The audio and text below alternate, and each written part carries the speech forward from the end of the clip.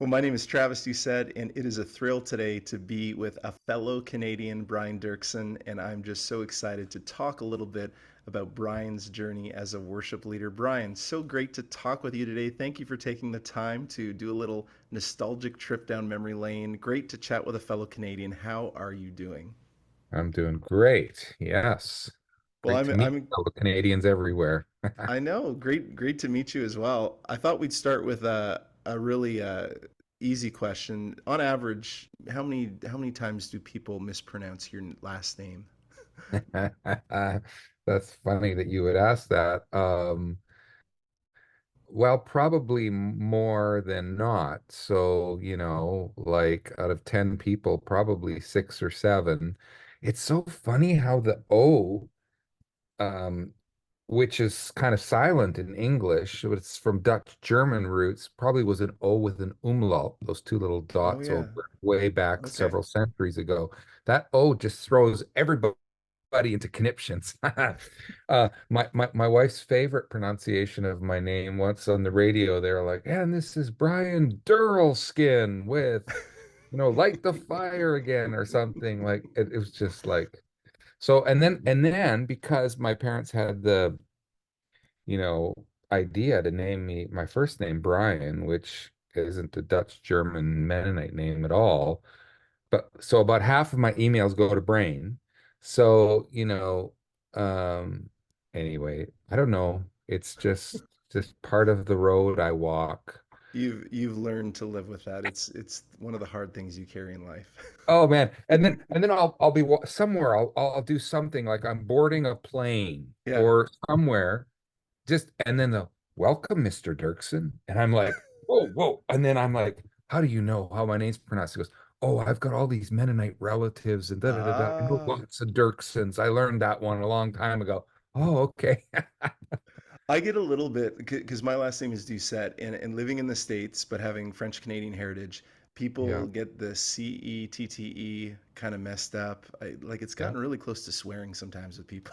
yeah. They have very interesting interpretations of that. But man, I think I might have been guilty of mispronouncing your last name, but I know it is Dirksen, so I will call you There we go. Brian That's Dirksen. but bang on right there. Well, hey, let's jump in. Bring us back to the 1980s and what you sensed God was doing with you. You were at the Langley Vineyard in Canada, right? hmm Yeah. Tell us a little bit about what life was like, what you were doing there, your relationship with worship leading legend Andy Park, and really how he hmm influenced you and got you into worship leading, because I think he played a critical role, right? Yeah. Boy, let's see if I can tell the story in somewhat a condensed way. We joined the Langley Vineyard was the very first vineyard church plant in Canada. It was planted around 1984-ish. And my wife and I, we were just newly married. We were 19. We had been in with YWAM, Youth with the Mission. We came back from Singapore, being based at the Singapore base, and my mom said, "Hey, there's this interesting church connected to John Wimber. It's called the Vineyard. It's 30 minutes west of here in Langley. We were you know, living in Abbotsford, actually living in the place that I'm speaking to you. It's amazing. Um, and my mom said, "Oh, let's go check out this church, right?" And so I walk in the door, not knowing a single person, and I walk in the back, and a guy named Andy Park is um, leading the worship, and you can feel something in the room, right? Mm, It's just there. right. It's alive, but it's not fancy, you Hmm. know? And the service ends, and one of the worship team members just happened to run into me somewhere. There was a couple hundred people there and said, "Oh, I don't recognize you. You're new here." Yeah, yeah. And then for some reason they ask, like, do you play an instrument? Are you interested in worship? So it was like it was Classic. like almost immediately I got pulled into the team. I was a bass player. Okay.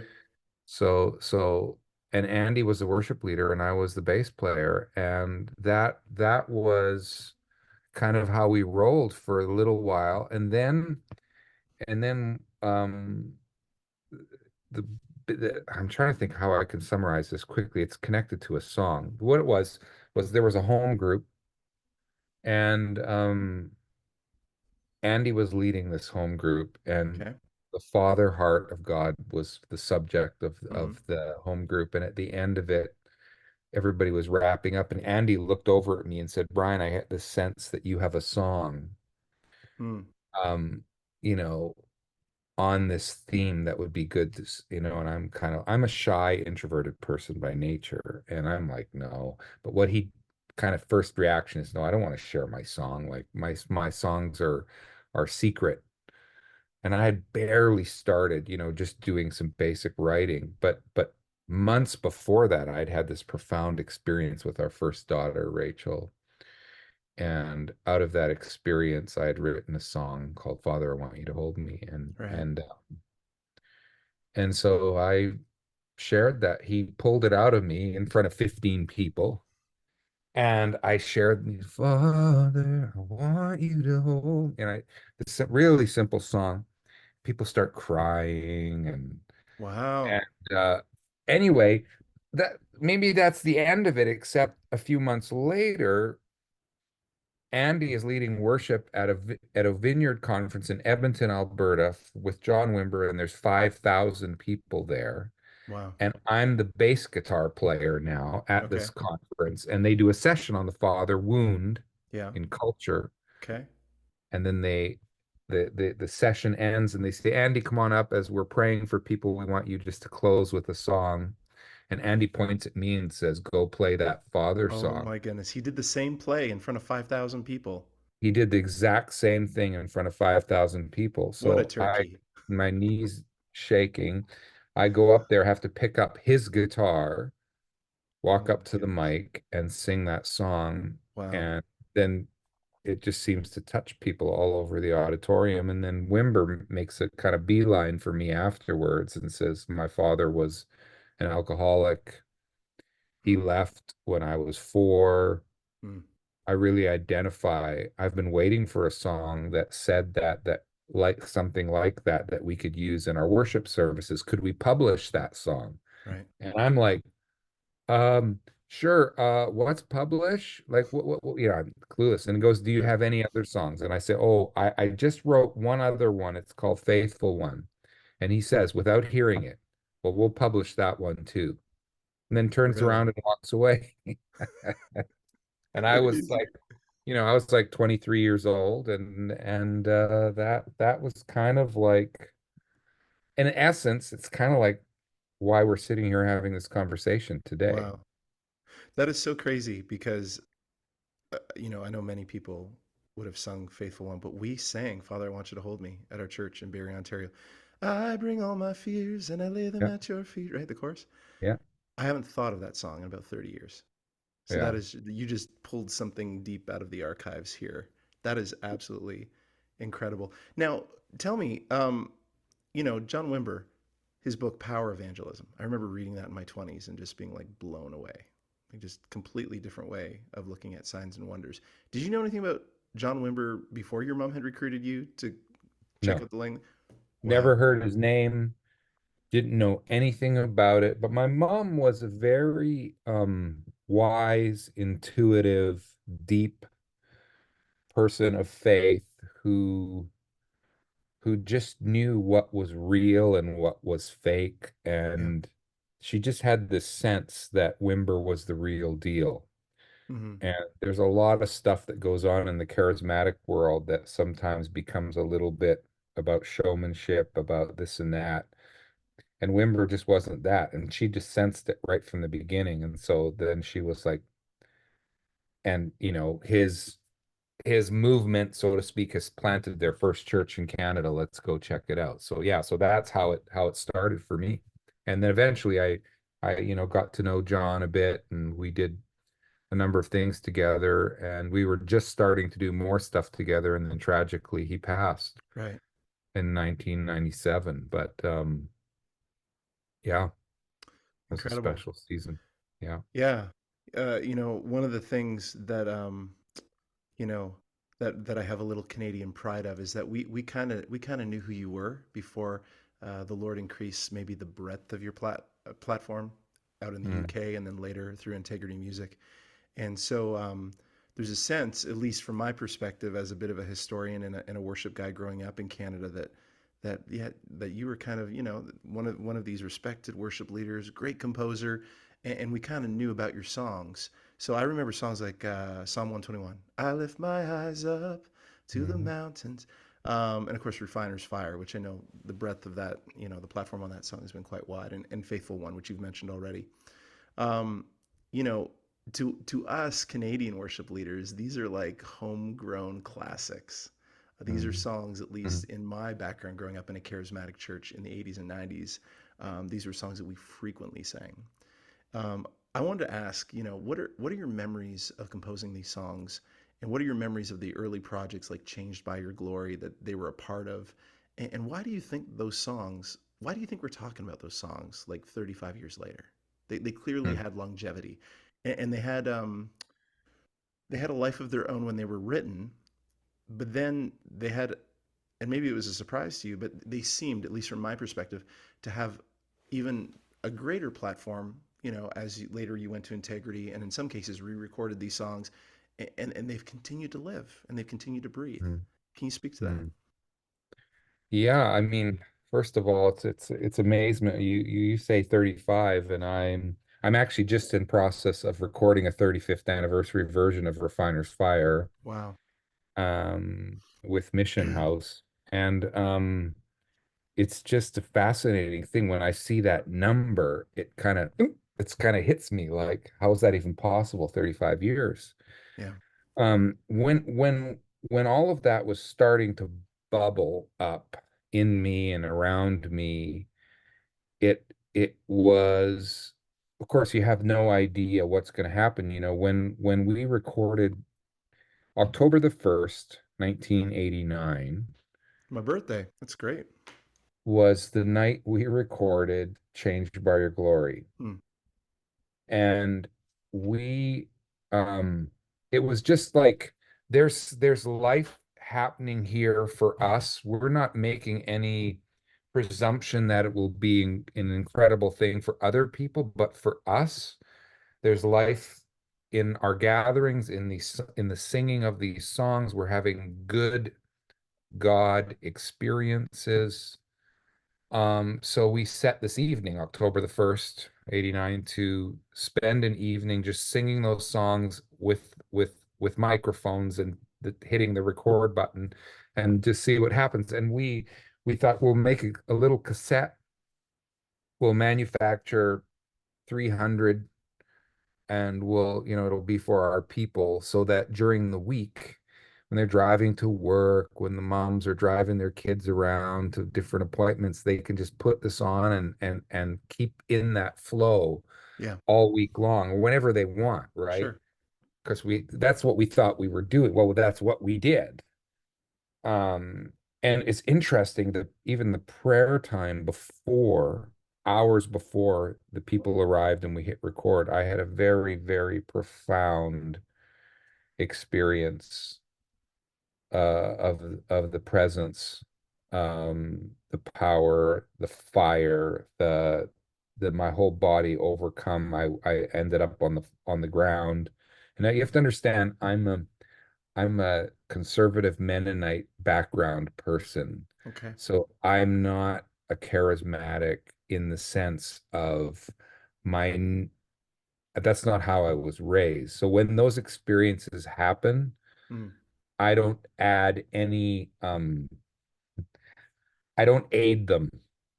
Mm. If anything, I've been in situations where I'm being prayed for, people around me being prayed, people are falling all over me, and I'm usually the last one standing. Mm. Because I just don't fake anything. Not that they're faking things, but I won't I'm just a, I don't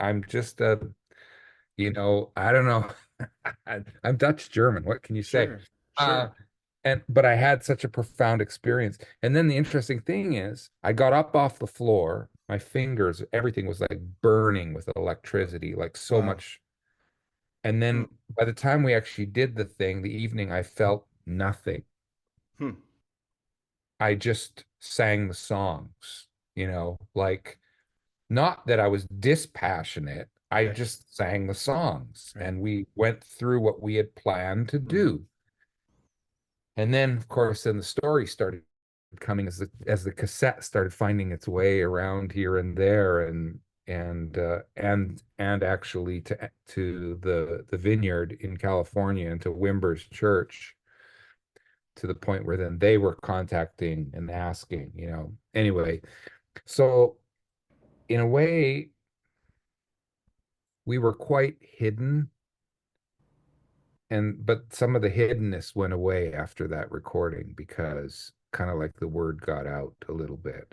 Um, It's so grassroots compared to like how music gets out today, right? Like we live in yeah, old oh hills. yeah, there was no record label, there was Right. no social media, there Yeah. was no advertising. We Yep. ended up selling over 70,000 copies of Changed by Your Glory out of Yeah. our church. I can And even remember. I don't know who distributed it in Canada, but I knew it wasn't something. I had this sense because I would go to Toronto Airport Christian Fellowship meetings, and I knew I could find Langley Vineyard recordings there, but it wasn't something that I could regularly find in the run of the mill Christian bookstore. You know, yeah, yeah, there it was wasn't through those channels. It right. was through alternate channels Yeah. and people just contacting the church office and us mailing them a box of CDs for them and their friend, like all kinds of. Wild. Yeah, and I remember, and I have such vivid memories. Actually, I lift my eyes up. I remember where I was when I wrote that song, Refiner's Fire.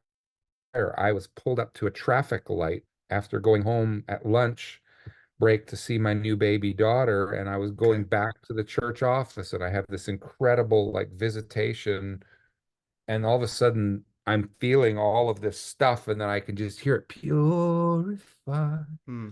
Wow. And I'm like, and I'm weeping and I'm like trying to hold on to my steering wheel. Wow. The light turns green and I'm like, oh, I have to. So I just drive quickly back to the office and say, hold all calls. I'm not available. Grab my guitar, my Bible, my concordance. It's like a thick book like this, and go off to, some corner of the church where nobody will find me. And I'm like, okay, purity, what does it mean? How is gold refined? And I'm Yeah. looking up the scriptures, and and then that afternoon I write the first draft of that song, and Faithful One, another experience with my baby daughter, just loving her, holding her, thanking God for her, but then realizing in that moment that I'm mortal, Hmm. I will fail Right. her Yeah. at some point. And so then I start praying, knowing myself, faithful one, so unchanged. And I'm just, it's just, so I remember all of those moments, those Wow. private, personal moments. And then to see, I don't know, the songs go out and they touch these other people, and the miracle of grace of that, how a Yeah. song could become like a traveling companion for other people. When they're in trouble, they can turn to it and go, it gives them words, gives them, something to hold on to that Yeah. they can sing when they're in trouble. And that's just Yeah. an incredible experience. Yeah. There must have been writing songs in the early 90s. There must have been some level of songwriter anxiety. You're at your car steering wheel and, oh, I got this melody. Lord, help me not to forget this melody. Hold all my calls. Don't talk to me because I think this is better than what I normally do. And I need to, and a cassette player probably, right? Like a small cassette Well, player. yeah, I didn't even initially have a cassette player to record my ideas. Eventually I got a little kind of like dictaphone kind of thing Right. that you record like you could record voice memos on. It was like for offices, designed for Sure. for executives to say, okay, dictate a letter that they then give to their secretary to Right. type or something. And I got one of those. I have this little weird, funky shorthand that I still use to this day, where I'll grab a piece of paper, Yeah. I'll write the words, Right.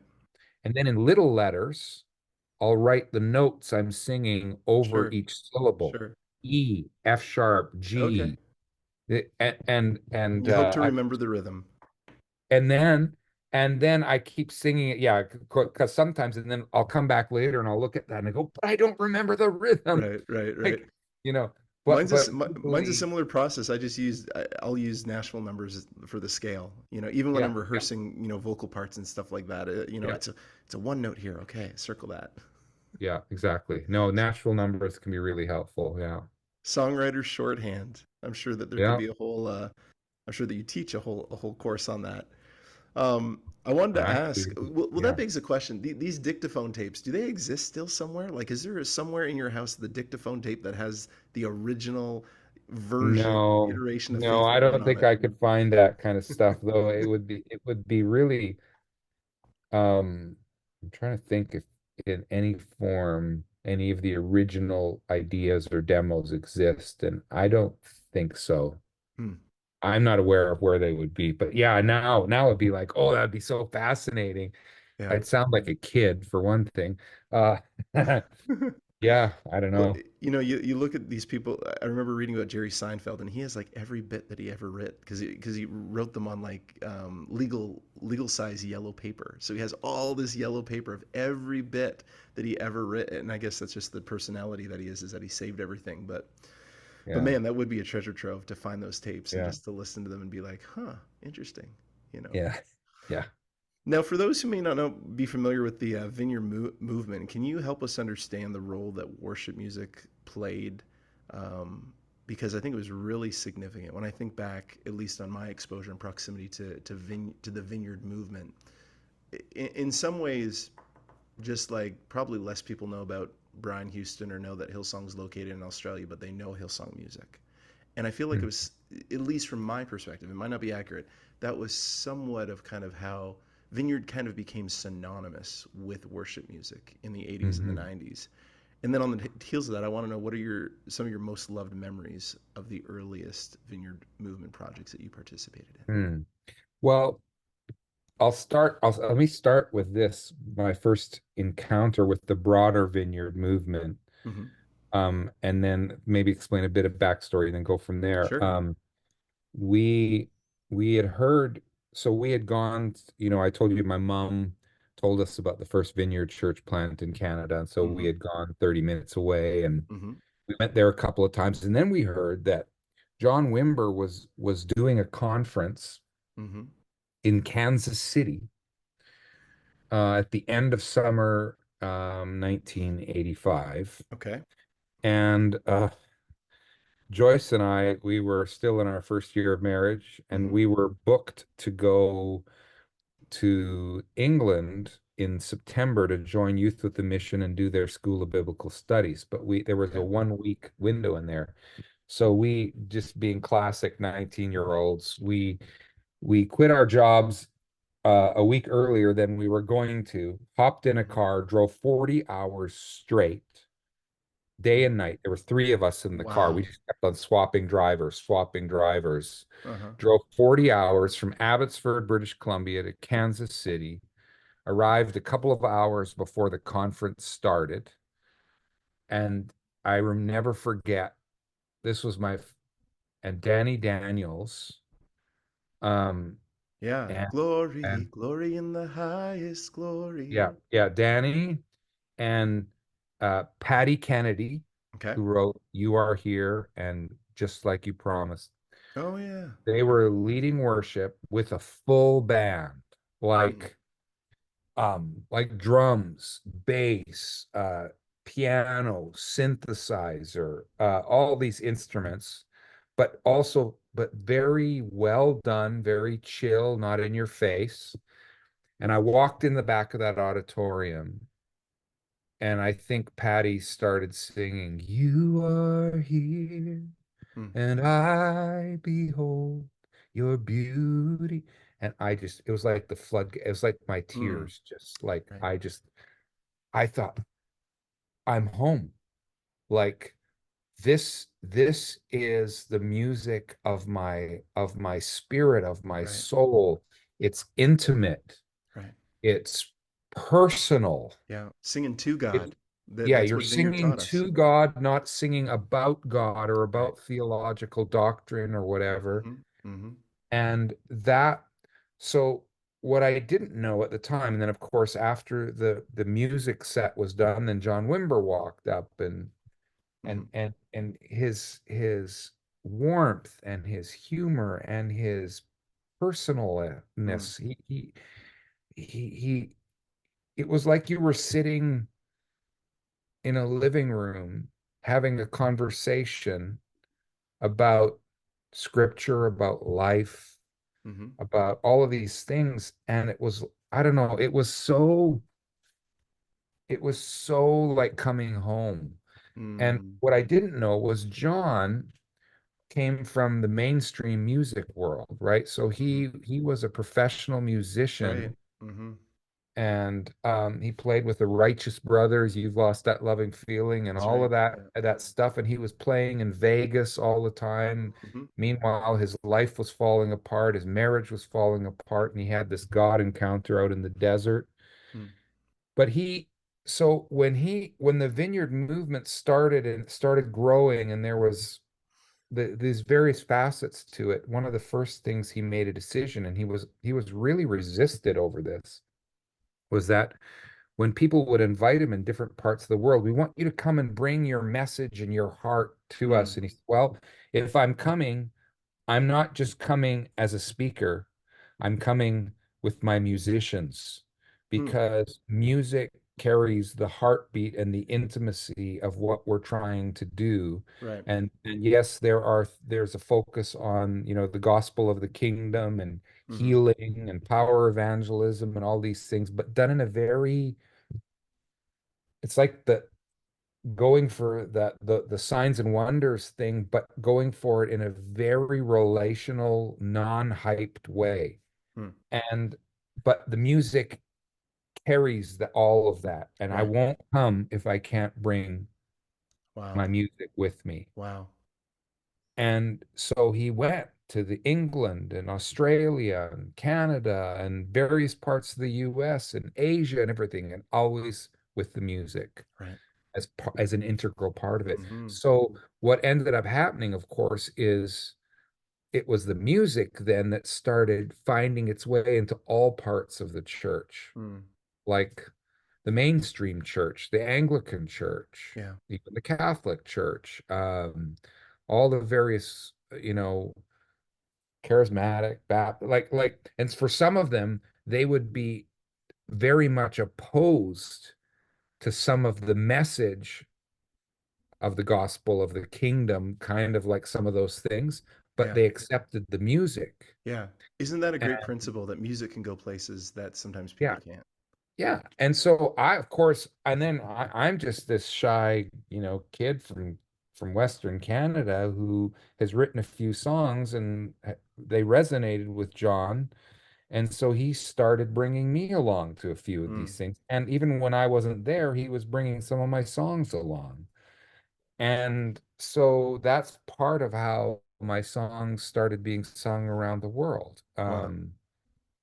is because of that. And I still, I miss John to this day. Like, Yeah. and I think not just miss him in a sentimental way, but I think the church needs his kind of, just his values, his character, his approach. Yeah. So Wow. it was a Wow. special season. What would be some of the other songs, even ones that you didn't write, that the Lord gave a broader platform to, kind of early Vineyard songs, maybe to unexpected denominations? I mean songs like even like John's song "Isn't He," Oh which yeah. I recorded, "Isn't he beautiful?" Yeah. And that song, or spirit song, oh, let the Son of God enfold That's you right. with the Spirit. Like those songs found their way into all these types of churches, again, that maybe they wouldn't have welcomed John as a speaker Hmm. because it would have been too dangerous. But these gentle, kind of like God love songs, Sure. these Sure. vertical, Yeah. intimate songs, they just found their way in. Um, and it changed, you can say really started changing uh the sung expression of worship in the church worldwide in various ways. Yeah. Obviously, some more than others, but yeah. I agree with that. I very much More agree with that. love, more power, more love, Yeah. Yeah. more power, more of you in my life. All No, that those composer, Jude De Helio, Jude Del Hero. Del Hero. And then of course Andy, one thing I ask, or In the Secret, or some of Craig's songs, some of John Burnett, oh, Holy and Anointed Oh, One, right. Yeah. Yeah. Jesus, your name is like honey on Yeah. my lips. Yeah. Man, Or well, of those are course, John's wife Marie wrote Breathe. This okay. I is didn't connect that. the air I breathe. Wow. Which I basically discovered that song when nobody knew it. It was buried on the back of a Touching the Father's Heart number, I don't know, 40 or something. I remember. I And remember. I pointed it out to Catherine Scott, and I said, Okay. I think you should sing this song on the album that came known as Hungry that I Hmm. produced in the Yeah. UK. And that's how Michael W. heard it. And then the song just took Wow. off. But it just started as this little obscure song, which Marie wrote as a spontaneous song at the end of a church service when they were just vamping on an A chord and wanted to keep singing. And this is the air I breathe. Anyway, it's So, so fascinating. But then that song go, it just takes off. It starts yeah. traveling all over the place, right? I mean, I'm also a songwriting instructor, and I for 30 years I've taught on songwriting, and I love what can happen with this little this 3 to 5 minute thing we call a song. It's the combination of all of these factors that come together, the melody that puts it, I call it, into God's backup hard drive, into a part of our brain that stays with us long after we forget, sermons and uh, information. The melody puts it in a part of our brain that we remember, and then it carries our prayer in such a way that it lives in a way. And these little phrases, these these these prayers, these expressions, they speak for us, right? Mhm. They put We have an experience, and then we go, oh, I don't know how to handle this experience, or I don't know how to even explain this to somebody else. And along comes a song. This is the air I breathe. Hmm. Your Hmm. holy presence living Hmm. in me. And all of a sudden you go, oh, you just put into words and melody what Yeah. I needed to say to Yeah. my maker, Yeah. what I needed to share with a community of people. It's just Yeah. such a, yeah, Fresh expressions of timeless truth, right? yeah, yeah. And man, I can tell that we hit the bullseye of your heart when we talk about songwriting. Oh, yeah. I get to I see the love it. passion of it. So let me get two geeky, weedy questions out of the way. I remember that Touching the Father's Heart project. I had this neurotic thing that I used to do as a young musician interested in worship that I always wanted to find the original version of songs because I wanted to Okay. see the journey that Okay. they would take. If I remember correctly, the original melody of Breathe, I'm desperate for. There was some kind of when Catherine recording, and I.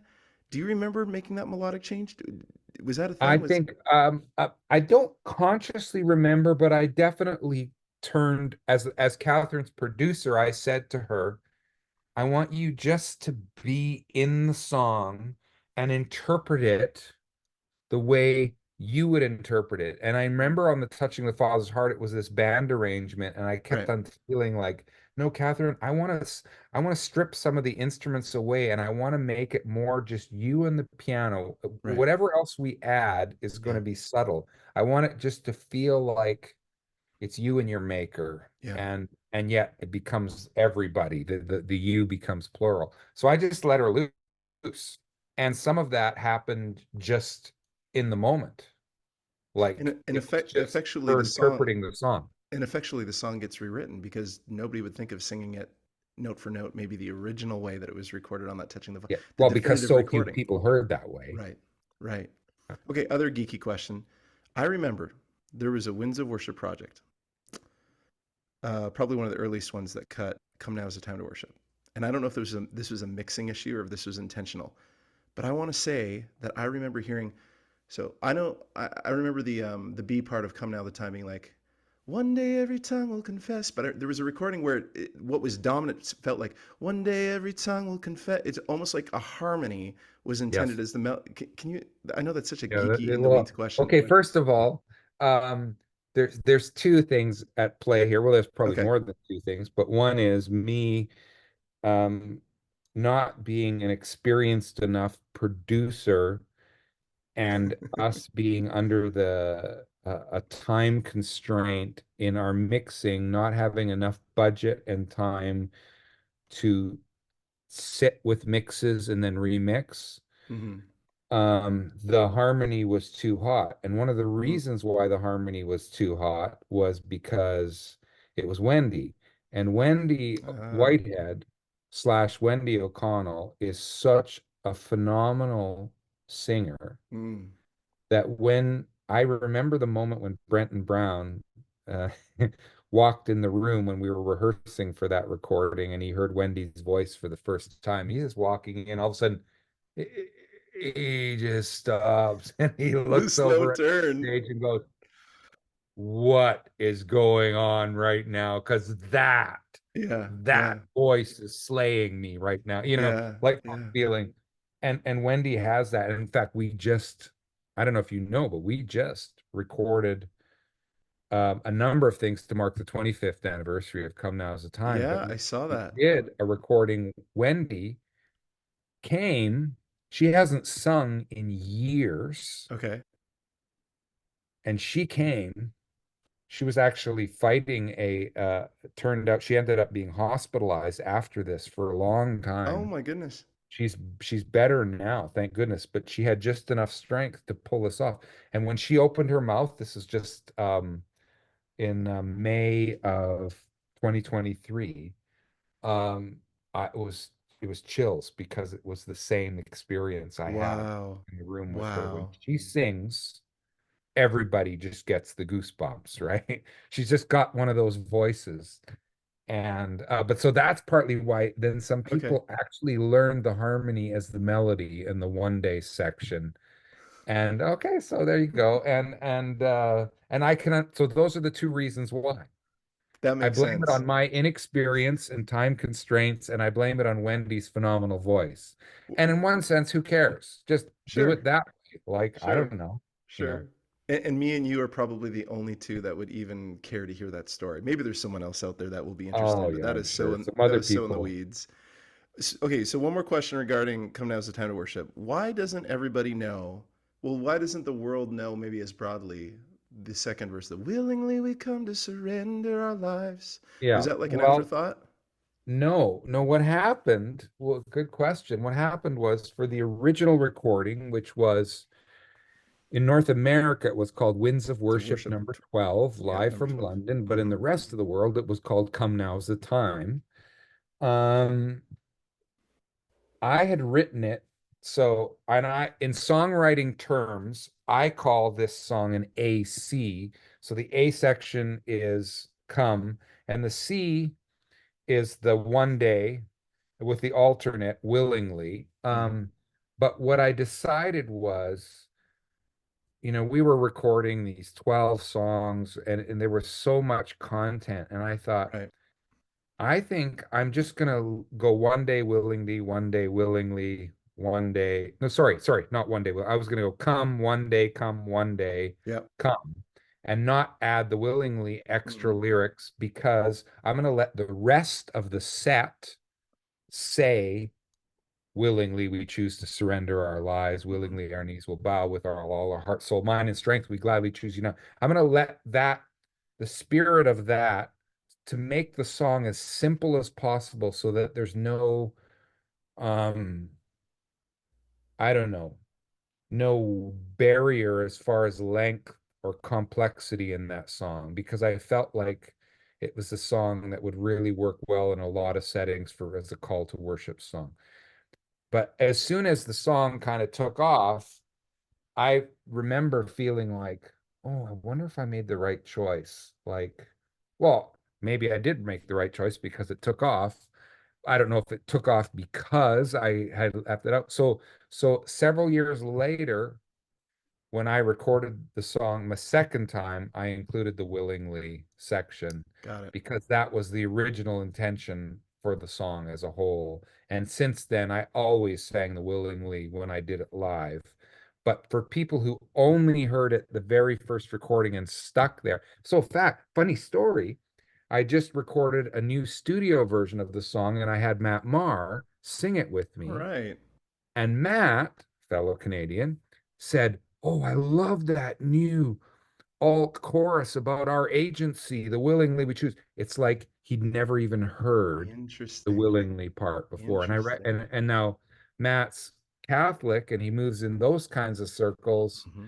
And I don't know whether that has a bearing on, I don't know why, but it just struck me that, oh yeah, there's people out there that only know come one day. They don't know the willingly. And for those watching who maybe, have a pedestrian sense of that song, like you really, like the Lord blew in the wind of the sails of that song. That song was Yeah. everywhere. Yeah. And it happened at a time when, you started having CCM artists starting to cut like Sonic Flood and their version of In the Secret. We were talking about that song Yeah. earlier. This was at a Yeah. time where, the worship movement was kind of coming of age and it was now becoming popular. And you would hear Yeah. worship songs on the radio. And nothing says a great 90s song like a key change and a saxophone solo, right, Brian? Yes. Oh man. And the fun thing, you have I don't know, I tell the story in my online songwriting course. I'll tell you a very quick version of it Sure. here is that the guy who plays the saxophone on the original, his name is Steve Gregory. Hmm. And Steve Gregory is the saxophone player on George Michael's Careless Whispers, the Oh, no most way. famous saxophone solo Yeah. in the history of modern music. And the story behind Steve tells me the story of how he even got that. It's just crazy. It's a crazy story, the Careless Whisper story. And then Steve is in our Southwest London Vineyard Church Okay. in London, England. He's kind of like semi-retired at this point, like a session player. So every couple of weeks, every once a month, he just walks up on the stage with his saxophone and his flute and he just plays along for worship. That's So that incredible. solo is literally Steve Gregory. So yeah, I love the fact that he was involved in that. And I want people to know how they can sign up and get involved if they want to take some songwriting courses with what you teach. Is it briandoerksen.com that they would go Yeah, to and learn there's more a about that? there's a link. Our songwriting online program is actually called Unlocking Your Songs. Love that. So We'll you put can that in the also just go to description. unlockingyoursongs.com. But there's a link on my website. That's Yeah. great. So we're talking about a lot of things that happened during a season of life that happened in the UK. And this isn't necessarily private, but many people know that you went through some difficult circumstances after what some may call a failed project called Father's House. But Hmm. we know, I know a little bit of the story that the Lord redeemed that and brought you into a new season. Whatever you want to share, Brian, can you tell us a little bit of just about that project and maybe some of the disappointment that you walked through, but how the Lord redeemed that and brought you out to the Mm. UK? Yeah. I guess started with that whole, we talked before about my first song and the the father wound. Mm-hmm. And that was always on my heart to write into that, to sing father love over people who hadn't experienced it, Mm-hmm. feeling like that's a real core part of the gospel of Christ. And I had this idea, what if we take a whole series of songs and weave a story together, make a stage musical out of it. I record an album and oh here's We have a my guest. We hi, have a sorry. guest. Who's This our guy's been guest? stealing his phone. My son-in-law who works with me. Let's go. Can you close that door too? Yeah. Hilarious. Um, okay, so I had this idea of like taking a whole series of songs. Right. Oh, and here comes my Oh, son. another guest. Who's Come this? on. Okay. That's Isaiah. Hi, Isaiah. Bye, Isaiah. Isaiah. He's our youngest. He doesn't have any words. He has Okay. Fragile X syndrome. Right. But he gave me a big wet sloppy kiss right there, which is totally Isaiah. It's like he was in his day program and he just got home Okay. and he needs his reference point of Yeah. dad planting a big wet one on Oh, my cheek. I love that. All is right with his world. That So must make you feel wonderful. yeah, yeah, it does. It does. It's orienting. In fact, coming after COVID and after the lockdown was over, it was really disorienting to be Sure. traveling again Yeah. because Isaiah and I went through the whole 2+ year season together. I did Mm-hmm. all of his care in the morning, Okay.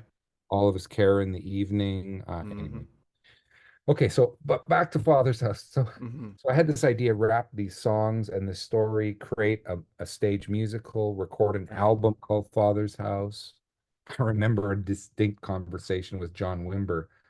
John was like, I was describing it to him, and he's like looking at me like, "You're gonna do what?" Oh wow, that's interesting. That's kind of risky though, isn't it? Like, Right. we were sinking a lot of money in. Anyway, we did it. It succeeded. First version Okay. sold out. Album started taking off. Wow. Did a second version, sold out. And then some professional theater guys showed up and said, "Oh, this is a lot of potential. Let's retool it and then let's tour it, throughout North America." So we revamped it again. Now we put in $1 million Oh my goodness. of investment into retooling it. We had 70 people on payroll and we went to launch it and it didn't launch. It was just we just went too big Yeah. and it collapsed. In order to try and keep it alive for a little bit longer, we sold our house and put all our equity in. Hmm. That wasn't enough to save it, so we lost Wow. everything. We were on the verge of personal bankruptcy, Wow. and it was in the aftermath of that Joyce and I had breakfast with John and Carol Wimber, Mm-hmm. and they said it was interesting because John had just gone through also a public kind of failure Mm-hmm. of he had tried to launch a syndicated national radio show called Equipping the Saints, I think it was called, and he had lost, I think, like 500,000, Right. and he we had there was this, yeah, and he says, but it's interesting, he says, I was just talking to a guy named couple named John and Eleanor Mumford in the UK, Mm-hmm. and they were asking about you. This is Interesting. actually the parents of Marcus Mumford from Mumford and Sons. No way. Yeah, I know, I've known Marcus since he was a teenager. Anyway, and they were asking about you and wondered whether you would be willing to come to the UK and train worship leaders and songwriters. And I was like, what's interesting is I said, as the musical was collapsing, I had this impression that we were going to end up in England. Wow. So yeah, so anyway, so yeah, so out of the ashes, and then it took us over 10 years to pay off the debts Oh, from that collapse. wow. And it was partly the surge of Come Now's the Time that That helped with actually that. funded paying off the debts to Father's house. Wow.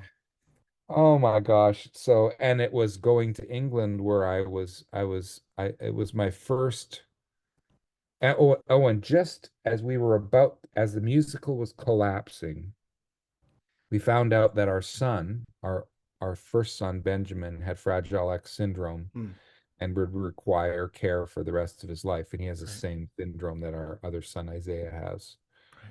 Right. So we had this kind of cataclysmic news on a family front, on a project ministry front, and out of that, we arrived in England, not knowing a soul, to do this job for Vineyard. And it's like we started over. Hmm.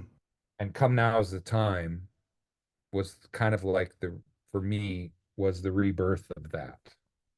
And Yeah. what's the name of the church that you were involved in over in England? That Southwest London Vineyard. wow. And I don't is it, think that church even exists in that form anymore. hmm, John and Eleanor eventually handed it over to another couple, and they weren't just they were national directors for Vineyard, and now they are actually they oversee Vineyard International. So wow. all the Vineyard churches, several thousand in the world. Um, John and Eleanor are kind of like now semi-retired, but they give oversight to the whole Hmm. movement Hmm. side. And I wanna pick up on the projects that you recorded. We talked about Winds of Worship 12, Come Now's the Time, but then just for those who may not know, Hungry and Surrender, and Mhm. you'll have to excuse me. These are records that I cut my teeth on, and I remember being in Bible college and us playing like every song off of them, Hmm. and the way that these songs ushered in the presence of God, and you know. When I talk to songwriters, I often talk about how songs are like flags in your heart, Hmm. reminding us what the Lord did, and that's why everybody like loves a throwback every once in a while because everybody has a flag to throw up, remembering what God did during a Hmm. song. Hmm. And man, it's a privilege to talk to you about these records because when I think about the albums that meant so much to me and taught me so much about the manifest presence of God, it's Hungry and Surrender.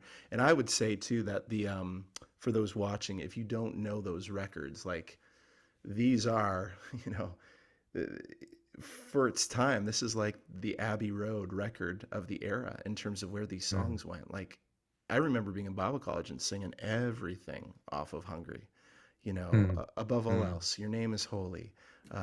Rhythm of Heaven, I think, was one on there too. A Breathe, of course, Hmm. and Hmm. Hungry, just a massive song. Hmm.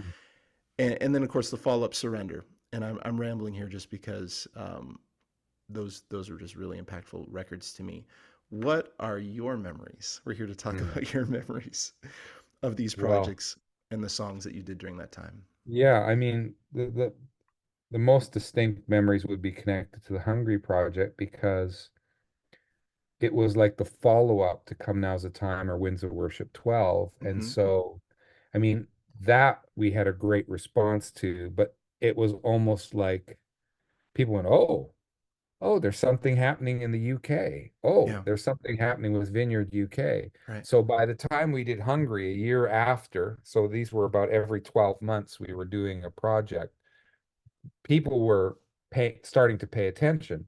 But the interesting thing was Hmm. what we were doing was unchanged. Is when I arrived in the UK, I gathered about a dozen worship leaders and I just gave myself to them as far as relationship and access to me and interaction.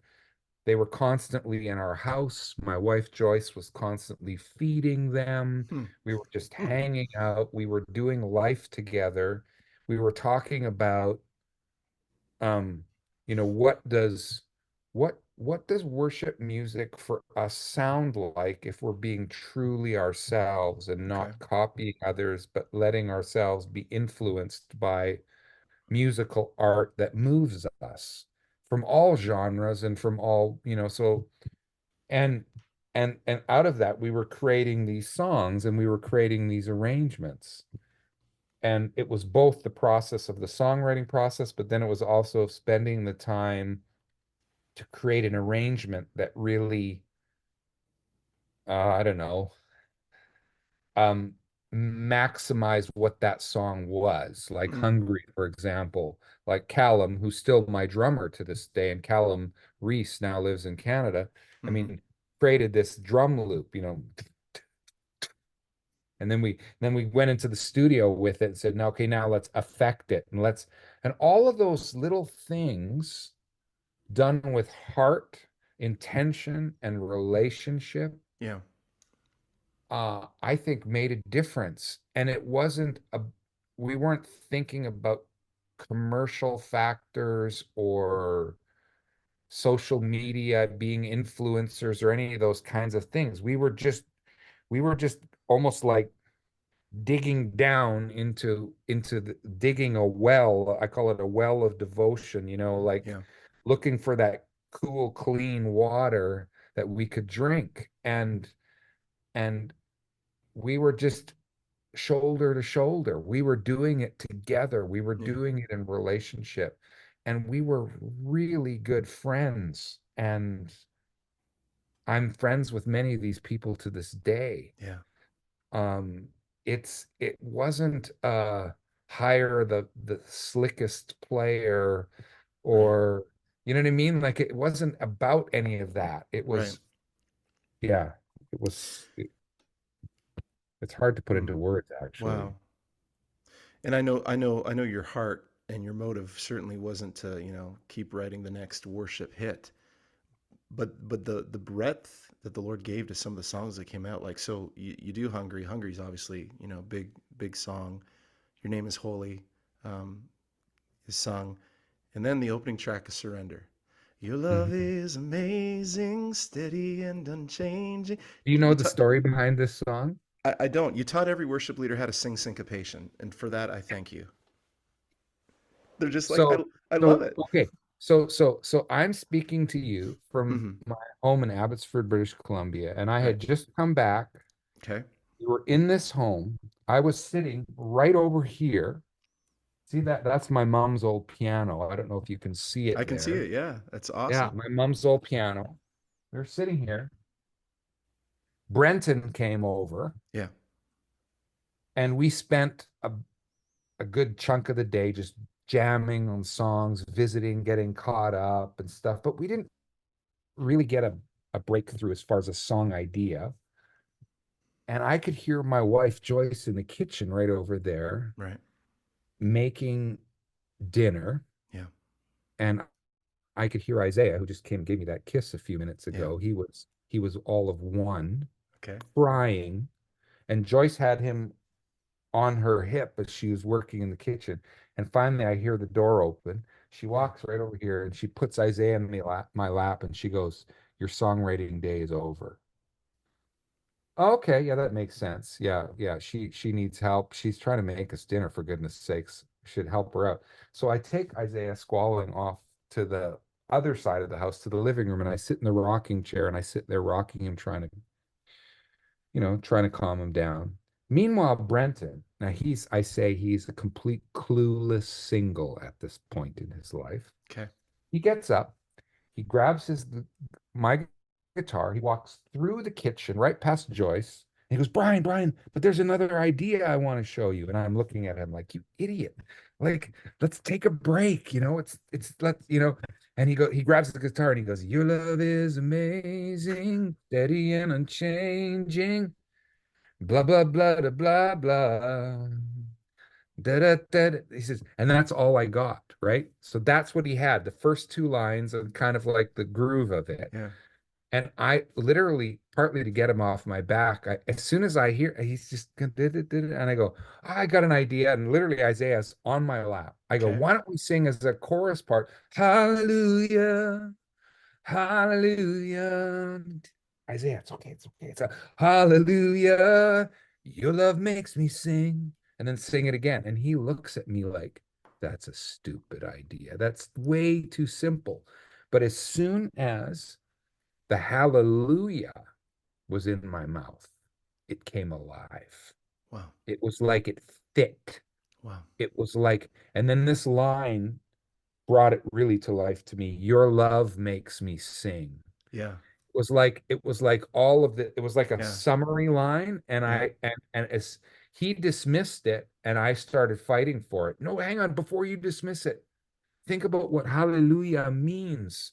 The hallel to praise, but really what it is there's this essence in the Hebrew word that's about shining, and you're shining. It's kind of like the moon. The moon lights up the night sky, not because it's generating light, but because Right. it's shone Reflecting. Yeah. on, Yeah. right? And I Yeah. said, it's the love of God that shines on us that lights us up. Yeah. And so your love is amazing. Like you're lighting me up. Your love makes me and Yeah. anyway, and I got really into it, and that was it. Like we we started working on the song the next day, and then finished the song anyway. So that's the story behind that song. Love it. Love it. And when you recorded it with integrity, again, nitpicky question, just showing us songwriters that it's okay to like have an alternate verse with an alternate word every once in a while. When I feel discouraged, Yeah. what was the thought with that? It's just like, hey, we're just gonna be creative here. We're just gonna switch it Well, up, break the you rules. know that, and that's also me sticking it to Brenton a little bit because that was I really liked that word versus when I am surrounded. Yeah. Because surrounded to me was too um I know what he was saying. He was Yeah. saying it in terms of like the Psalms, the enemies surrounding. Yeah. But for me, because I also, if you notice in my You Shine album, I have a song called You Surround Me. Yep. You indwell me. It's like for me, surround was a more positive, comforting image. And the point was, at that point of the song was about, even in discouragement Yeah. that this love is shining on us anyway. I love that. So I decided, oh, I'll just do this as an alt verse and see what happens. I love it. And those things that, people that are young may not realize, that, that's kind of normalized in songwriting that you can have you can have like, okay, a Oh yeah. second bridge with an alter. And Yeah. that was normal in pop music long, but it took a while for it to kind of be introduced and normalized, it seems, in worship music, at least from my Yeah. perspective in some of the songs. But that was one of the first songs that I remember, listening to the You Shine version and being like, oh, this is cool. A little switch up, little Hmm. good left turn. So I want to talk about some people. First of all, before we close the chapter of being in the UK, did you ever have proximity to, or do anything with the people at Soul Survivor, Paul Oakley, the Stone Lake Crew, Tim Hughes, Matt Redman, the Fellinghams? Were they in A tandem with kind little of? bit, but, Hmm. because my job and my role at Vineyard UK was so all-consuming, I didn't have a lot of flexibility to do all the other, like all of the broad church stuff, which was actually an ongoing frustration for me Hmm. because I'm a very broad church person that I Right. really believe we need all of the voices speaking. But I did have a chance to meet most of them, and we would, you know, Matt and I met, Graham Kendrick and I Oh, met. legend. Wow. So some of these guys, we definitely know each other and we're very warm to each other when we Right. see each other. We just haven't had a chance to spend a lot of time together. Man, when I think of, and I've interviewed him, when I think of granddaddies of the worship movement, Graham Kendrick's on that list. Yep, absolutely. And Gosh. what a remarkable, like, talking about doubly gifted. Like, Yeah, yeah. his lyrics never stood in the shadow of his melodies, and his melodies never stood in the shadow of his Yeah, lyrics. no, he's phenomenal. He was definitely a respected influencer and mentor from a distance. Yeah. Absolutely. Yeah. Man, to write a song like Knowing You, man, incredible. Mhm. And then some regulars that you regularly worked with, Philip Jantz, Brian Thiessen, you mentioned Callum Rees. These are men that you've known for years and that had an impact on you. When you think about those names, what kind of comes to mind? Yeah, just faithful friends Yeah. who are, you know, musically much more talented than I am. I'm a very simple person musically. but I hear things Hmm. that I can't play, but they Hmm. can. Right. But somebody like Brian Thiessen, like we've been friends since we were 5 years old, and Wow. his instrument, the electric guitar, can be quite intrusive. But he plays the electric guitar uh, like he shadows things, melodies and rhythms in ways that it's always like it's in a support role that's just so beautiful. He's just a gentle soul. And we met because our dads were in a gospel quartet together. No And way. yeah, my Wow. dad and his dad sang together. And so, yeah, we did a Canadian tour once, the Hope of the Nations tour in 2003, Okay. where the Ambassadors Quartet, which was our dad's quartet, they were Okay. the special guests. We did nights all across Canada. It was incredible watching people hear the sound of an old-fashioned gospel quartet. And my dad's 87 now. He sings in about five different groups. His tenor Wow. is just completely all there. We did the hymns album together in the start of COVID. He just sang with me at our hometown Christmas concert. Yeah, sometimes I got to really make sure I book him in advance because he's so busy singing with all these other people. Hey, Dad, I know you're really busy, but do you have time? Yeah, exactly. Oh my goodness, that's so great. You were sharing earlier about, one of your friends walking into the studio and hearing Wendy's voice and having that kind of slow turn moment. I think I had the same experience when I first heard Daphne Rademacher sing. Hmm.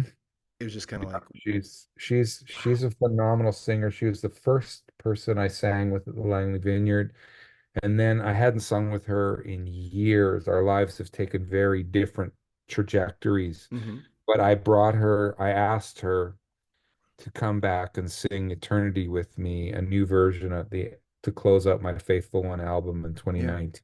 Just kind of, and I tell you, man, she walked in the studio and she opens her mouth, no more tears of pain yeah, and I just lost it. It's yeah, just yeah, yeah. special. Wow. So, you do a project with Integrity Music, and I would not project this on the public, but at least from the seat that I sat in as a at this point, I don't know, 20-year-old, 21-year-old young worship leader, there seemed to be this invisible line where Vineyard people kind of do their thing, Yeah. and then you got Tom Brooks and the Integrity crew over here doing their thing. Their Hmm. thing, in some respects, was charismatic, but maybe a different brand of charismatic. Hmm. Very highly polished, very, Yeah. very highly polished. I think I don't know this for certain, but it would appear as I looked through, especially the earliest Vineyard compositions, there was and how they were produced, there was a big value of melody, and they didn't Hmm. often in the production allow that to get muddled up with, three or four part harmony. I'm sure there were harmonies on the early records, but they Yeah. seemed to really Yeah. value a strong melody and of course intimacy. A lot of early Vineyard songs, probably there's probably more slower ballad-esque intimate Hmm. songs than there are Hmm. fast upbeat songs. So it, it was kind of like I remember kind of being shocked, like 2002 rolls around and there's a Hmm. project on the shelf, and it's I remember thinking he switched teams. Is he Hmm. allowed to do that?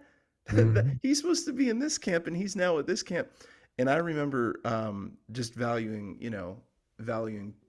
some of the production that Integrity was able to offer. And I just remember being blown away with You Shine. And I'm just like, man, this is everything I love about Brian's songwriting. This is everything I love about Brian's worship leading. This is everything I love about the spirit of Brian that the Lord anoints and comes through on the recordings with this polished veneer that was help me maybe with the right word. Is it fair to say just different than maybe how a vineyard Hmm. project would be Yeah. in some ways? But Yeah. tell us the story. Like what what made you say, okay, I'm gonna go do from a business standpoint, I'm gonna do a project with a competitor. Yeah, so it's a fairly complex situation. I'll try and simplify it in maybe this way is so about year 2000, 2001, we're just in the aftermath of Come Now's the Time, Hungry, Hmm. Surrender. Hmm. I've just moved back to Canada, but Hmm. those albums are doing extremely well. Hmm. I'm actually on the board for Vineyard Worship Music Worldwide. I'm on a team of about 6 people that's giving oversight to everything that they're doing. And right at the pinnacle, Hungary had sold, I think, like 400,000 copies. Hmm. I'm not seeing any of that finances from anything other than songwriting royalties because Vineyard doesn't pay producer royalties, doesn't pay artist Hmm. royalties. Um, and they're very church focused. And one of their Vineyard policies was we will not back or support any solo albums. Hmm. Okay. Hmm. Which I get from a church perspective, Hmm. but I was feeling this stirring that I wasn't just called to be, yeah, team vineyard, team, like it wasn't my call wasn't to build the vineyard movement. My call was to serve the church and to sing love over people as always. And I felt like my direction was lead worship with a whisper and sing love over the suffering. Those Hmm. are the two things that I were like my lifelong directives as far as that went. And I started to feel like if if I stayed just at the vineyard in the board of directors and everything, all I was going to be left doing would be producing.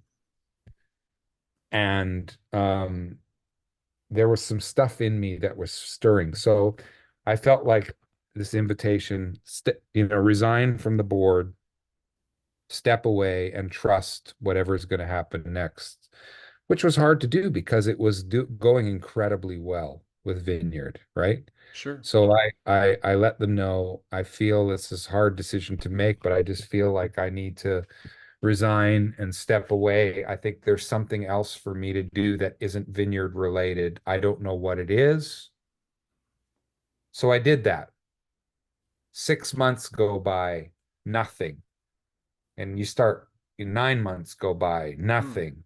Hmm. And you go, oh, okay, well, I don't know. Well, I'm not going to make anything happen. Meanwhile, I'm literally working in my yard about 30 feet from where I'm talking to you right now. Okay. My wife calls out the door, hey, Brian, there's a phone call. Guy named Chris Thomason from Integrity is on the line. And I, as I as I walk towards the house, I say, no, no way. No, not doing it. Hmm. It's Integrity. No, no Hmm. way. Hmm. And I'm about 10 feet from the phone, from picking up the phone, and this little whisper goes off in my head. Why don't you ask me what I think? Wow. Wow. Hmm. And I'm like, oh yeah. Whoops. Sorry. If I just, yeah, sorry, Lord, if I just jump to my conclusions and make my own opinions, then I'm just, Lord, what do you think? Wow. Listen, listen. Go in with an open heart and listen.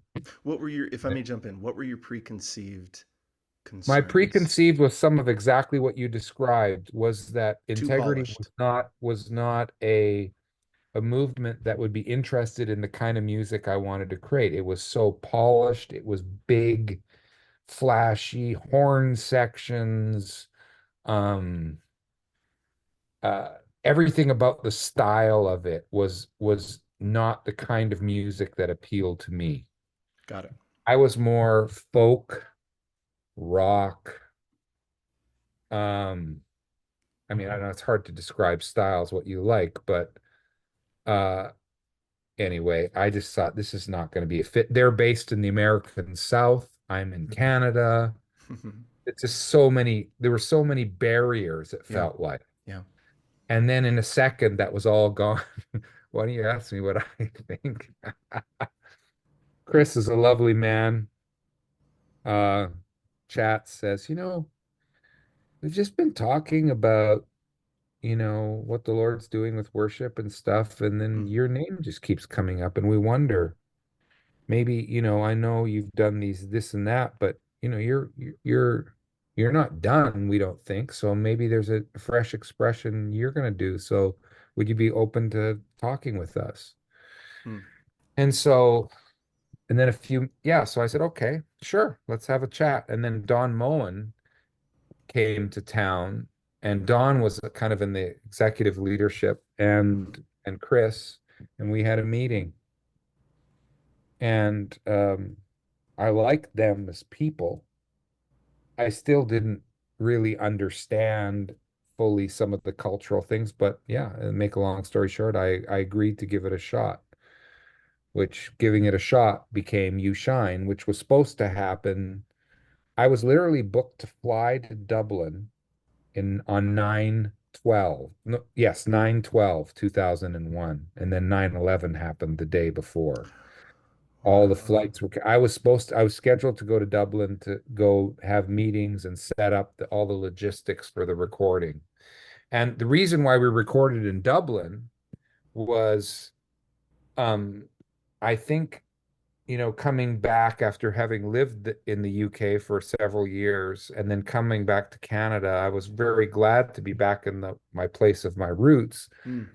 But creatively and musically, I felt more alive in the UK, partly because of what I had just experienced. And then one night I had a dream. And in the dream, I was in this historical ancient church in Dublin singing. And I woke up and I thought, I know so and so. In fact, I knew the son of U2's chaplain, Jack Hislop. His name is Owen Hislop. Yeah. And I knew him. Yeah. And I thought, I'm going to contact Owen and I'm going to see if anyway, and he had this connection with this historic church right in the heart of Dublin, Core Church, Okay. who hosted the live recording evening. So anyway, but it was literally a dream. And then I went to Chris Thomason and I said, I had this dream. And he's like, okay, let's give it a shot. So Wow. away we went. Man, it's fun to hear the name Owen Hislop because I love the project he did with Integrity too. Mercy, I think, is what it was called. Yeah, that was recorded the night before mine. No So way. so we set up all the remote recording gear and everything, and then him and his team did the one night, and then we did the next night. Incredible. Incredible.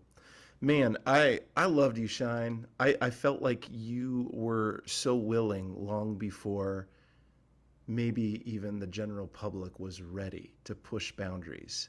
So for those who don't know that project, like, it's got, you got a little jig in the middle of Yeah. Hallelujah, Your Love Makes Me Sing.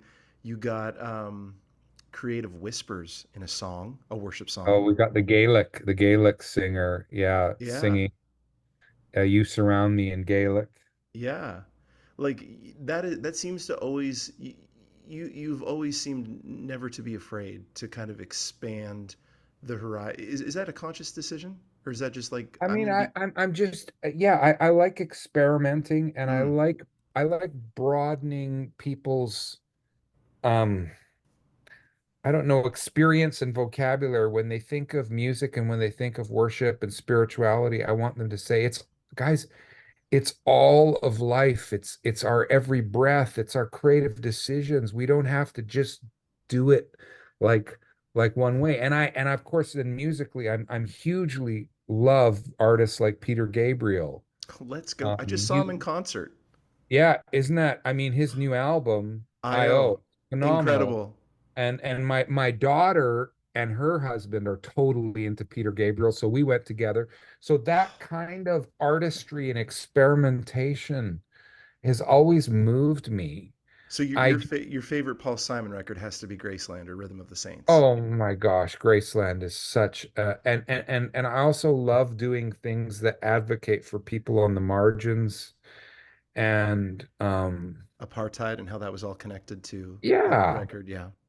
Yeah, I don't know. I just I mean and yet at the same time I'm this huge advocate of in the end of the day it's like simple, intimate, um, songs still win the day for me. So it's like I try and do all of that and experiment, but at the end of the day, it all comes down to me singing for, like, I love it. I love it. I'm yeah, so tempted to take a, a bunny trail to Peter Gabriel right now. I couldn't believe how great his voice sounds at 74. I However, know. holy, it's Well, but the unbelievable. thing, this is the thing. The crazy thing is like, and I went to Bonnie Raitt recently. She's in her early 70s. Let's James go. Taylor is one of my Yeah. heroes. He's in his early 70s. And the fact that these kinds of people are creating meaningful art and songs and a body, keeping on working on their body of work, even Hmm. though financially and all these other reasons why, oh, we should, I don't know, like it means the world to me. And I think sometimes it's crazy, but in worship and in Christian music, there's all often it feels like you get aged out really quickly, Oh yeah. dismissed. It's a young man's game in some respects. Yeah, and so, and then one of the ways I respond to that is I've spent my life mentoring and training. I say I ride the bicycle. With one pedal, I create and write and record. With the other pedal, I mentor and help other people in the next generation. And so one, and then the other, and I'm constantly alternating between writing songs and teaching on songwriting, between encouraging and helping produce other people's expressions. I just think we need the voice of every generation. So when somebody like Peter Gabriel has something to say as a pop artist, I go, Hmm. we should listen. Hmm. And I think the same goes true in Christian music and in worship music. I think we need to hear from the teenagers and those in their 70s. Yeah. It's great when you can have that multi-generational thing. I think it's always wise to ask, here's a guy like Peter Gabriel, but if you were to kind of superimpose that maybe into the worship world, here's a guy, Paul Baloche. Why are we still singing songs co-written or written by Paul Baloche 30, 40 years after, you know, some of his Hmm. earliest stuff? Why are we still singing Brian Doerksen songs? There's a longevity to that, and I love just how that adds to the multi generational nature that the church ought to be. Yeah, I yeah. love that. So you were talking about simplicity of songs. Today I choose to follow you. So Hmm. simple. And that was your next Hmm. project with Integrity, recorded, and now we're filming projects, Brian. We're Yeah, I know. Wow, that was crazy. Wow, and what a nutso thing to do. Yeah. we're doing that in Abbotsford, and of course the machine's doing what the machine does, and we're starting to look at the catalog, the back catalog, and introducing older songs. Was that partly your idea? I'm sure there had to be some pressure to say, okay, hey, listen, come and do another project, but can we talk about back catalog because these are great songs? And Yeah. and how did you what was that like to approach, like, as a creative? Did you view that through the lens of opportunity, or was it like, really, we want to do this again? No, I think it was positive for me because I felt like for some people they're just discovering Hmm. some of what is an old song. For me, I recognize that it takes a certain, not everybody discovers a song right when it's written, right? Sure.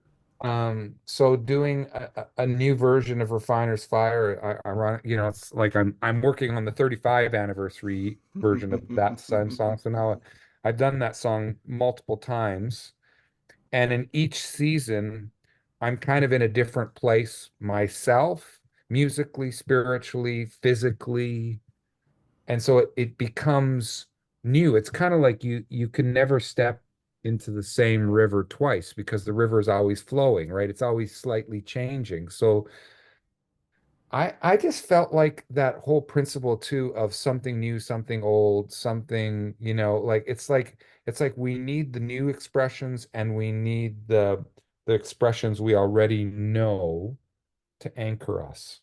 Hmm. Obviously, as a songwriter, like right now, I've written basically 3 albums worth of songs that nobody's heard, Hmm. and I'm trying to figure out what to do with some of them. Hmm. Because albums don't sell anymore, and I'm independent. I don't have a record label right now. I don't Hmm. have.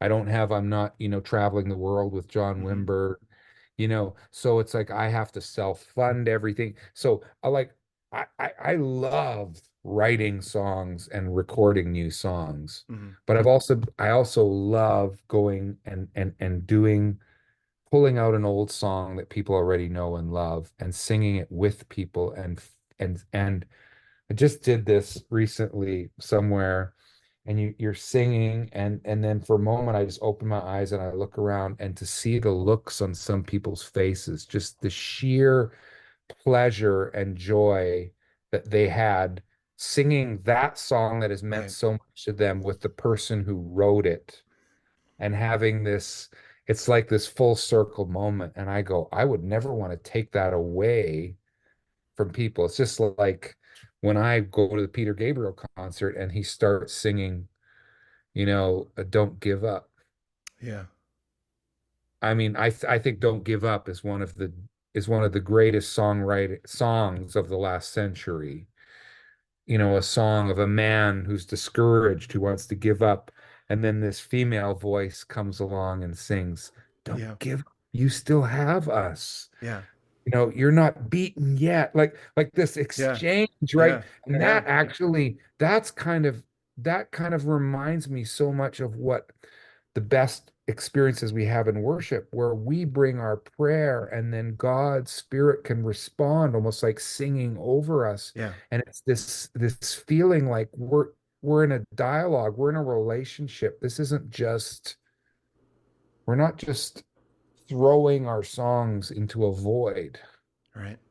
Right. which Yeah. the That's good. internet That's kind of good. feels like Not to throwing. mention, not to mention Tony Levin's incredible bass groove at the end of that Oh my song. The gosh. outro of that, and Oh, just where's the downbeat now? Oh, okay. I'm with you, Tony.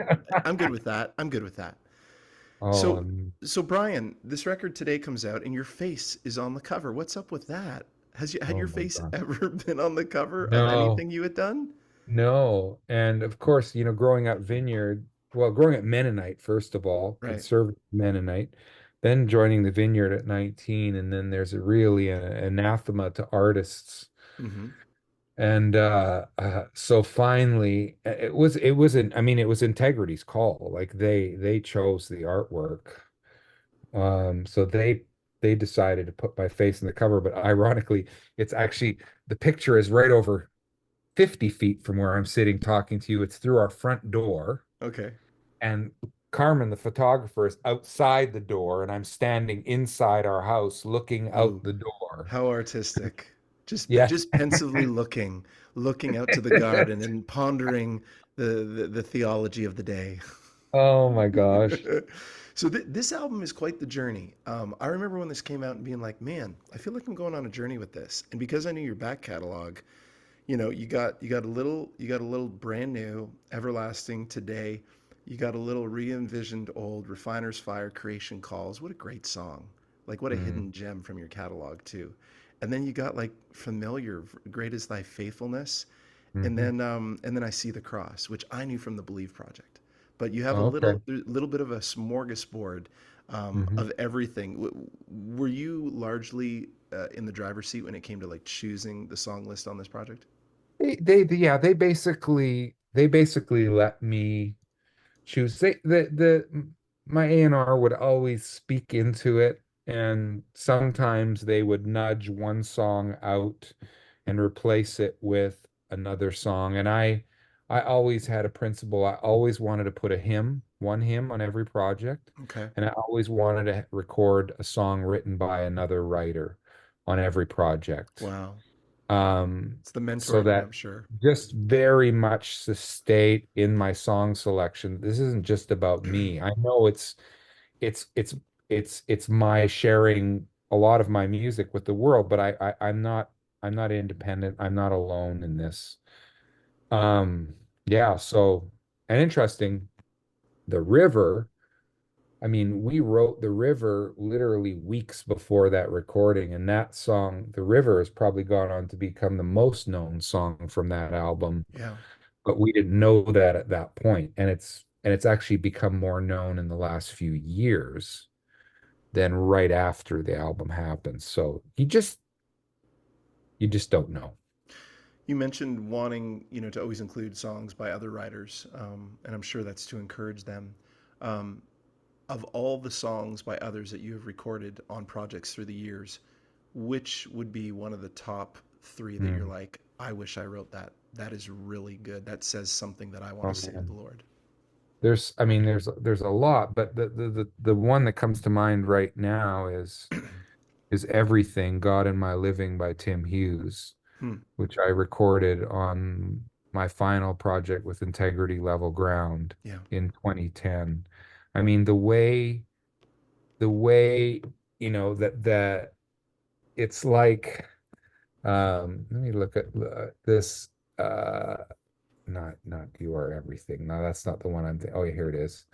Um, but the way that the rhythm of the now, but interesting, of course, I have to quickly look up the lyrics because uh it's a list song. Hmm. As I say in my songwriting classes, you know, there's really only list songs and story songs. Mm-hmm. And but when you do a list song with a capital L, you got to figure out another way to recall it. And Yeah. but the way that this song expresses Celtic spirituality, God in my living, there in my breathing, Mm-hmm.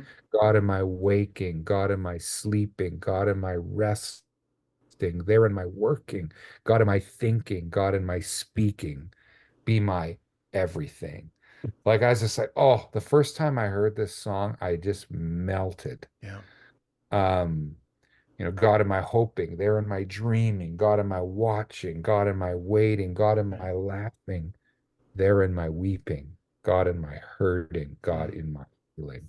So it's like, and I'm a melody guy, but I think ultimately it's the words for me that that most draw me to use or not use a song. And Sure. that's probably one of the differences between like the way I listen to when I'm listening to like mainstream music, like a Peter Gabriel or a Bonnie Raitt or a James Taylor.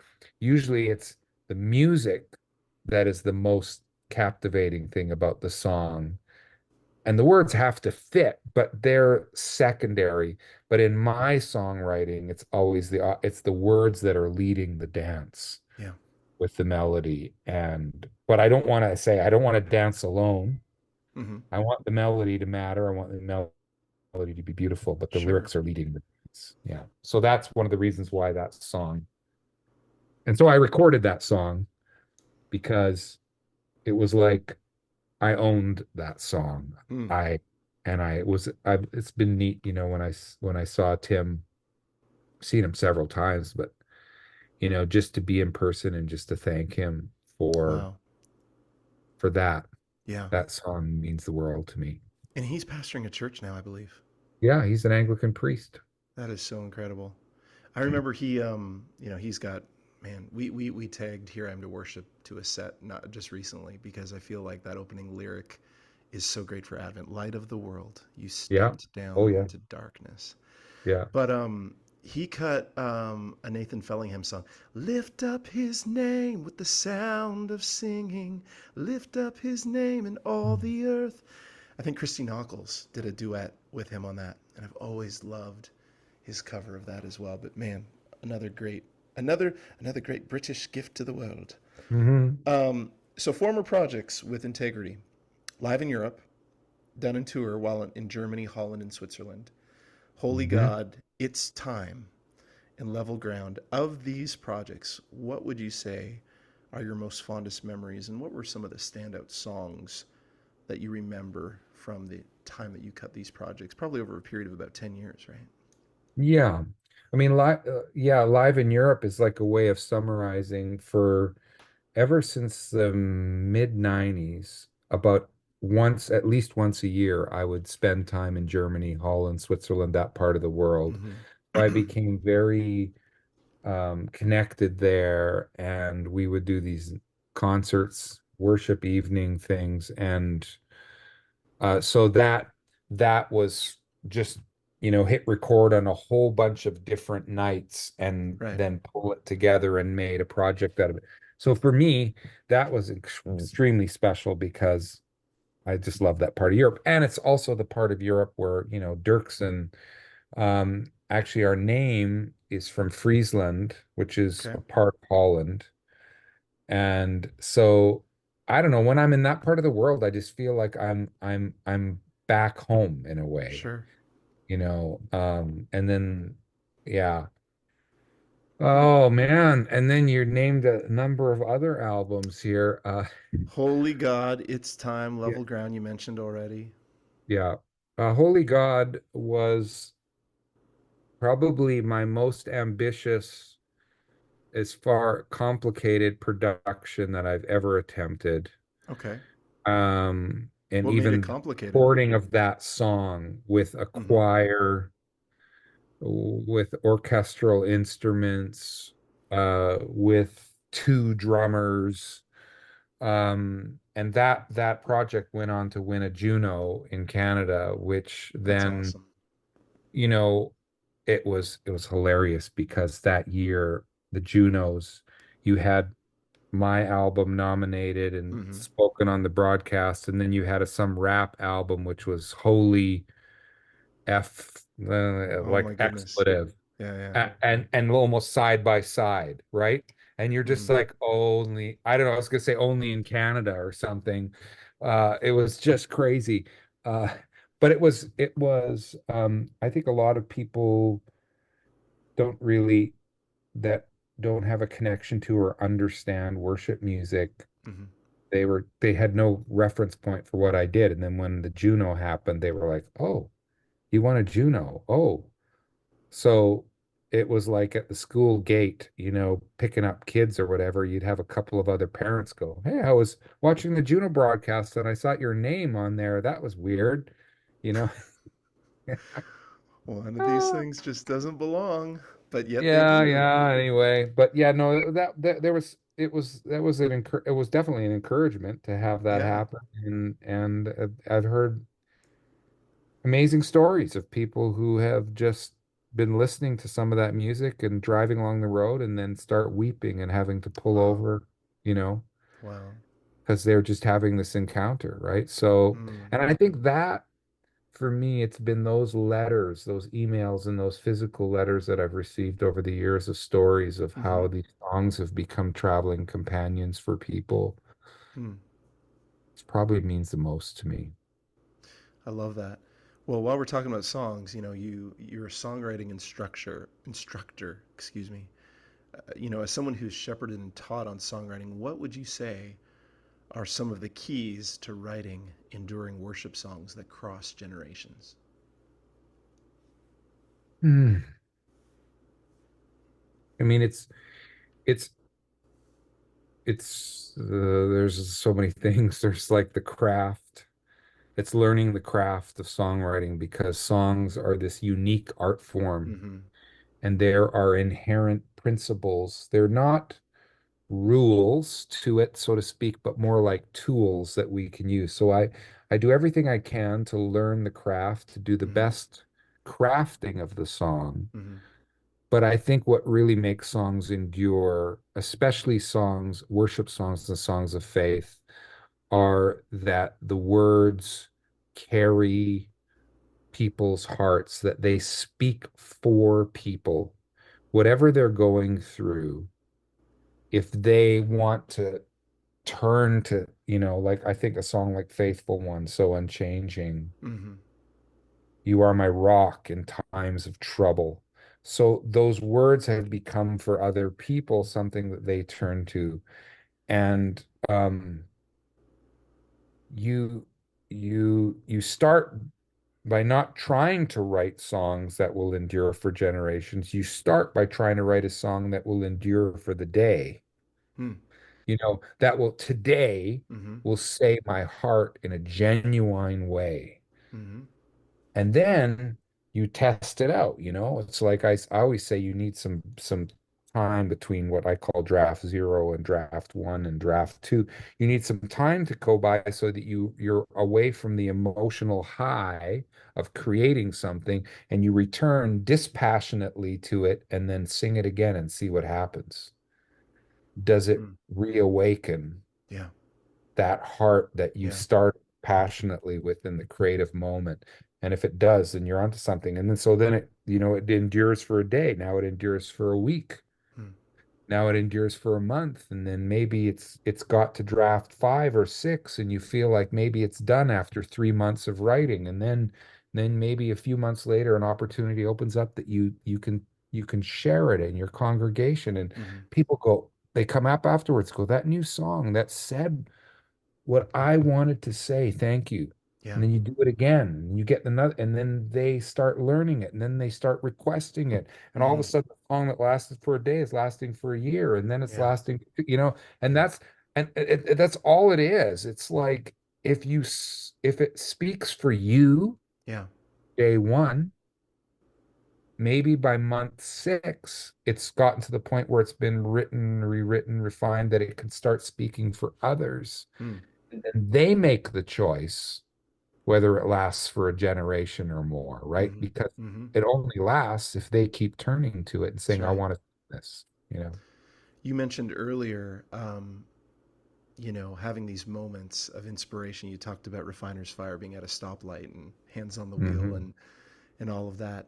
Um, and I've occasionally had moments where I feel like I'm being entrusted with something that certainly is not reflective of my own creativity, but it feels Yeah, as though, okay, it's this a is gift. this is a gift. This is better than what I can do on my own. Thank you, Lord, for entrusting me. Help me to steward this well. When you think back on your catalog and the moments where you were, you know, Annie Herring from second chapter of Acts, I'm a song receiver. You received songs from the Lord. Um, did you ever have those moments where you're like, okay, that feels a little bit better than what I would be Hmm. capable of doing on my own? What songs come to mind when you think of those experiences? Well, I mean, yes, Refiner's Fire, Come Now's the Time to Worship. Mm-hmm. But then, like songs that aren't that well known, like Will You Love Me in the Winter, or Hmm. Enter the Rest of God, or Your Faithfulness. Yeah. Um, you know, and some songs now that people haven't heard. One song that I've written with Cindy Rethmeyer Hmm. called Beholding. I actually played for the very Steve Bell, who's a Canadian Yes. treasure Yeah. icon. He pulled me onto the stage a few weeks ago, and when he was in town doing a concert, and he says, "You got a song you want to share?" And so we sang. I played this song nobody's ever heard, Mm-hmm. called Beholding. And my goodness. Yeah, there's something about it. It's got that, you know, it just awakens people. Something happens. And now, I mean, the thing is, you talk about Annie Herring saying, I'm a song Mm-hmm. receiver. I get it. See, the thing is, I believe that all songs start as seeds. Mm-hmm. I don't believe God gives us songs per Mm-hmm. se. I think we're Mm-hmm. given the gift of a seed, and then what Yeah. happens to that seed depends upon the quality of soil into which it falls. It's good. And then you could take that same seed, God could give it to four different writers, and you would get four completely different songs as a result of who those four different people are, but they would have something of the same essence, Mm. right? The seed, the Yep. DNA. So it's like this divine human partnership. The creative gift is given, and then we have to figure out what to do with it. But sometimes the seed and the inspiration comes so strong, it's like the song writes itself. Yeah. Yeah. And then you feel like you finally figured out how to write a song until the next seed comes along, and then you're back to the same process of having to slowly work it out. So we don't control how strong the inspiration is. What we control is our response and our staying the course, so to speak, with that Mm-hmm. seed, right? Mm. Man, hearing you talk about that, the alliteration machine in my mind goes off. Seed to soil to sunshine to shower. There's Hmm. just the teacher in me is just like, okay, this will preach. Hmm. That's Hmm. good. I love that, Brian. Um, as a worship leader and as a pastor, what would you say are some of the most significant lessons you've learned about worship that have undoubtedly shaped the way that you do ministry? Well, you know, I think it's more important what we do off stage than what we do on stage. Amen. I think the way we live, the way we honor people, the way we care, and in my life, it's simple things that just are part of the rhythm of life. Yeah. And I also think we're rhythm beings. You talk Mm-hmm. about what has shaped me. Um, the fact that I'm a human being that needs the breath in my lungs and the beat in my heart to keep on living. There's a rhythm in those things, and so then find life-giving rhythms. It's what we do with our bodies. It's exercise. It's what we eat. It's how we love, Hmm. how we ask for forgiveness when we're wrong, Right. how we honor other people. Like all of these are just like life. So then eventually when we turn our attention to music, we're carrying all of the rhythms of our life with us and the choices we make. Mm-hmm. I know there's people that they just think, well, if I do the right thing on stage, then it doesn't matter what I do off stage. Mm. And I just think nothing could be farther from the truth That's right. because, and even if you succeed on stage and are a wreck off stage, y you won't experience the peace and the joy. And, life is hard. Um, Life is hard for everybody. Mm-hmm. Um, so what are we going to do that's going to put us in a way of sustainability, Yeah. you know? Yeah. Um, and so and so for me, it's all about those things and Yeah. caring for people and Yeah. and being kind Yeah. Yeah. and always honoring other people. Any success we have is as a result of kindness and care and teamwork with other people. Yeah. And so, yeah. Man, I couldn't agree more with that. And I I have the privilege of leading and coaching a team of 10 worship leaders and music directors at the church that I work at, and I often tell them the greatest worship leading that you will ever do is not on stage with a hand on an instrument, but off stage with a Hmm. hand on a shoulder, Hmm. and just Yeah, prioritizing the true. ministry of people. I just Yeah. think is got to be paramount because in my experience, any person that I've ever spoken to that has had longevity in worship ministry gets that. That is the Yeah. common thread Yeah. that they know Yeah. how to love people. Yeah. Um, well, man, Brian, I feel in some ways that we've had some kindred heart moments here. We had the Peter Gabriel moment, and Hmm. I've just so enjoyed speaking to you. But I want to ask one more question, and I want to set it up by saying this. Your worship leading has really has touched the world and has taken you to many different parts of the world over the years, and you've been a leader in the modern worship movement and left an indelible impact on many, including myself. Whereas some people would hear the accolades and the opportunities that the Lord has afforded you, and they may think that that is impressive. I want to ask you, at the end of the day, what matters most, and what do you hope that your enduring legacy will be? Mm. Oh, I don't know. I'm young to be talking about legacy, but though I am 58, crazy. Just that I loved people, that I loved my wife, Yeah, that I loved my son, who who doesn't give a hoot about the fact that I do music because he doesn't even comprehend it really. So it's really about receiving love and giving love, yeah, right? And I hope that in my music that's the thing. In fact, let's say this, we just finished recording the new version of Refiner's Fire, which I actually rewrote really. one word Okay, and added a new bridge. And the very end of the recording ends with the phrase, to love like you love. Because I think that's the reason why we're asking for Hmm. purity. That's the Yeah. reason why we're asking for the refiner's fire, Yeah. is not so that we could feel better about ourselves or even feel superior because Yeah. we are, sanctified or holy, because any of those things. It's because we're asking for that so that we could love Hmm. like you love, Hmm. care like you care, Hmm. serve. So Hmm. that's the last phrase that I sing with Mission House.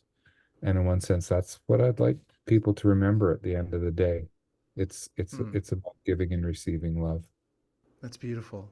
Do you have a guitar kicking around? Could I implore you to show us that chorus and Ah, bridge? ah. Refiner's fire,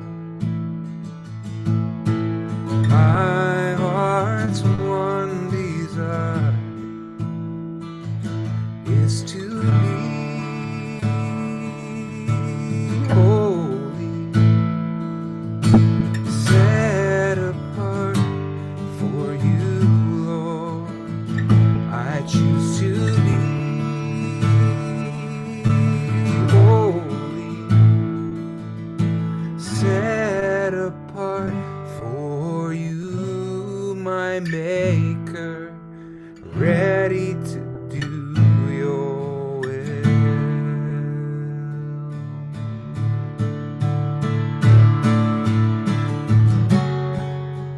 Ready to do your will, to love like you love. Ready to do your will, to serve like you serve. Ready to do your will, to care like you care, to serve like you serve, to love like you love.